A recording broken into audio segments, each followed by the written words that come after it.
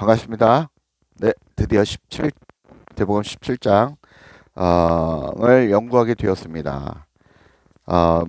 이 마태복음 17장은 어, 첫 번째는 예수님과 베드로와 야고보 그리고 요한 그 사랑하는 애 제자 셋을 데리고 높은 산으로 올라간 사건이 있습니다.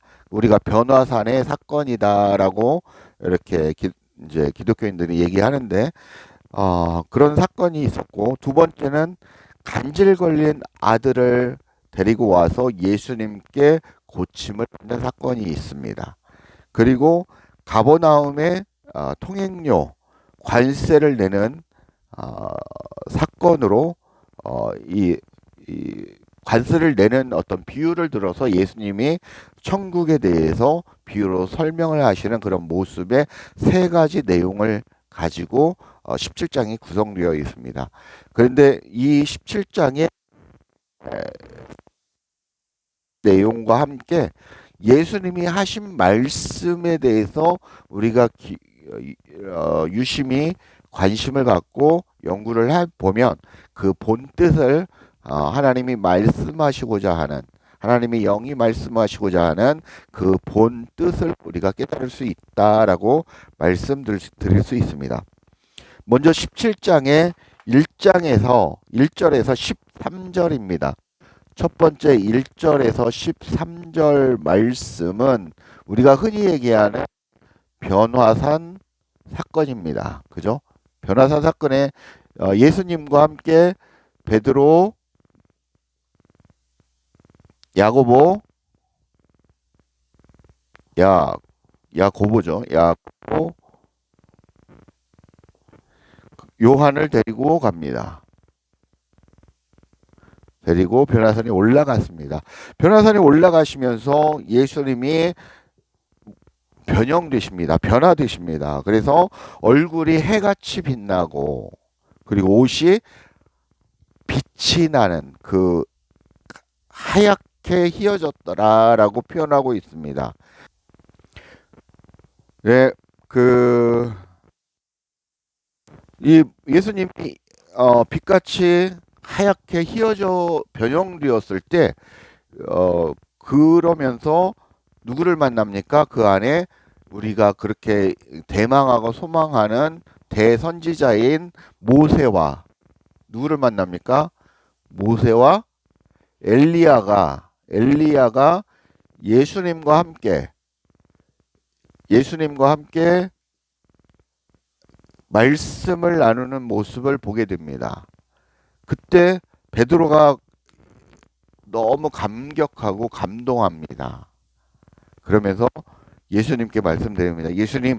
예수님께서 원하시면 제가 초막셋을 지어가지고 하나는 우리의 옛 조상, 우리를 이끌어온 그 모세를 위해서, 그리고 하나는 엘리야를 위해서, 그리고 하나는 예수님을 위해서 초막집을 지어서 여기에서 이렇게 살 수 있도록 해보겠습니다. 이렇게 말씀을 합니다. 근데 예수님께서 이제 그 다음에 말씀을 하는데 1절에서 3절 이 모세와 엘리야와 예수님이 왜 이렇게 변형이 되어서 얘기를 하셨을까에 대해서 여러분이 고민을 하셔야 된다는 겁니다. 그냥 변화되었구나 여기서 끝나면 안 되는 거고 주님이 왜 특별히 아끼는 3명의 애제자를 데리고 가셔서 그들과 함께 만났을까라는 것입니다. 이는 예수님이 하나님의 아들이라는 것을 말씀하기 위한 것이라는 겁니다. 그래서 예수님은 하나님의 신성을 가진 육신의 이 옷을 입고 온 하나님의 아들이라는 것을 말하고자 하는 것이었습니다. 두 번째는 그 성부 하나님이 명령한 그 일을 하기 위한 위에서 보냄을 받은 자라는 것을 강조하기 위해서 누구를 나타냈습니까? 모세. 모세가 누구를 유대인들을 출애굽한 자 아닙니까? 그리고 유대인들을 그리고 가르쳤던 그 지도자였습니다. 그리고 엘리야가 누구입니까? 하나님의 능력을 힘입어 그 권능을 행하고 하나님의 일을 성취했던 선지자, 능력의 선지자였습니다. 그 하나님의 일을 하는 사람이 바로 그 일을 하기 위해서 누가 왔다? 예수님이 오셨다라는 것을 말하고자 깨닫게 하기 위해서 그들과 함께 그들의 영을 불러서 같이 대화하는 모습을 보게 하셨다라는 것입니다. 그게 외적으로 우리가 귀신들처럼 나타나 가지고 그렇게 볼 수도 있겠지만 사실은 이것을 보게 된 것은 사실은 하나님을 볼 수가 없습니다. 이 영을 볼 수 없습니다. 왜? 이 강력한 그 빛 때문에 전혀 우리가 육신의 눈으로는 볼 수 없다라는 것입니다. 그래서 이들은 아마 그 변형되었을 때 바로 땅에 엎드려졌을 것입니다.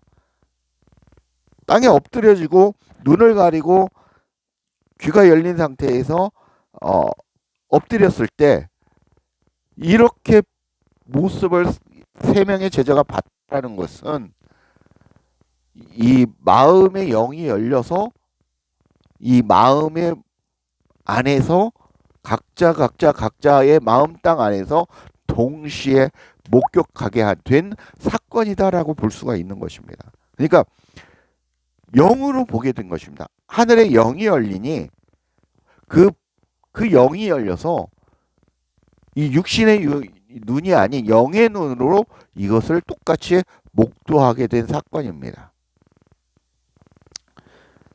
왜 만나게 했다라는 것입니까? 다시 한번 강조를 하자면 예수님은 누구라는 것입니까? 하나님의 아들이심과 예수님이 오신 목적이 성부 하나님의 일을 행하기 위해서 오셨다는 것입니다.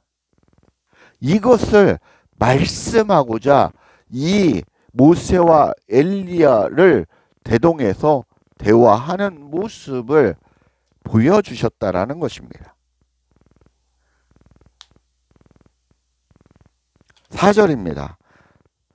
베드로가 예수께 주어 이르되 주여 우리가 여기 아까 말씀드린 거죠. 초막세에 대해서. 이 얘기는 우리가 선망하고 존경하는 모세 선지자와 엘리야 선지자 그리고 우리의 스승이자 랍비인 여기 이때까지는 이 제자들도 완전히 그 하나님의 신성에 대해서 인정하지 못했던 것 같습니다. 그래서 똑같은 동급 정도로 생각하지 않았을까 이렇게 생각이 듭니다. 그래서 모세, 엘리야를 위해서 초막집을 짓겠습니다. 허락해 주세요라는 베드로의 고백이라는 것입니다. 5절에 보면 말할 때 호련히 빛난 구름이 그들을 덮으며 구름 속에서 소리가 나서 이르시되 이는 내 사랑하는 아들이요 내 기뻐하는 자니 너희는 그의 말을 들으라라는 것입니다. 이 예수님이 누구십니까? 하나님의 사랑하는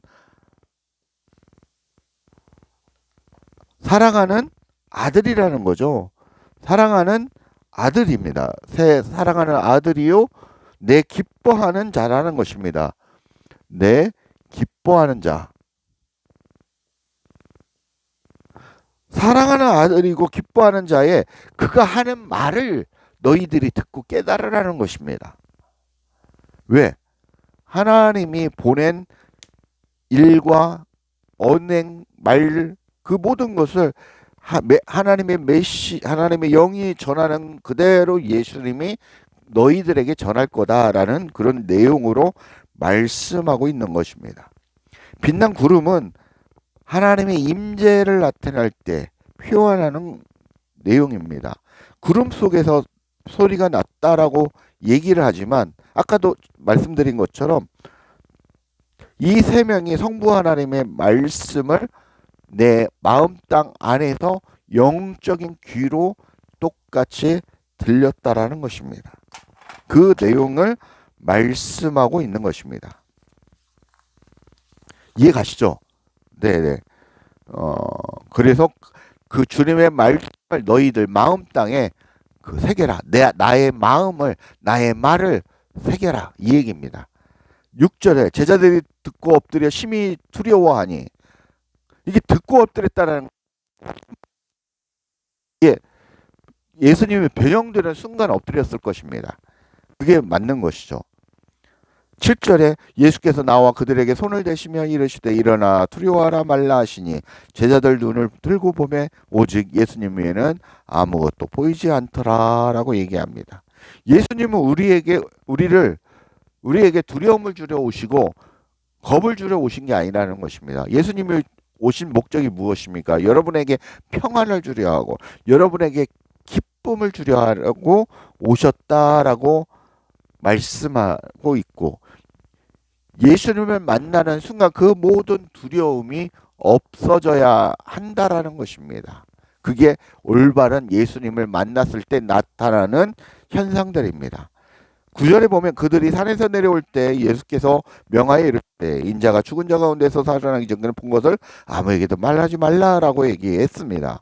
그리고 11절에 보면 엘리야가 과연 먼저 와서 모든 일을 회복하리라라고 예수님이 말씀하고, 12절에는 엘리야가 이미 왔으되 사람들이 알지 못하고 임의로 대유하였다. 인자도 이와 같이 그들에게 고단을 펴리라라고 예수님이 말씀하십니다. 모세도 그렇고 엘리야도 그렇고 예수님도 그렇고 이 모든 분이 어떤 사람입니까? 하나님의 명령을 받고 이 땅에 내려온 하나님의 영을 받은 선지자들이었다라는 것입니다. 그래서 우리가 예수님을 대선지자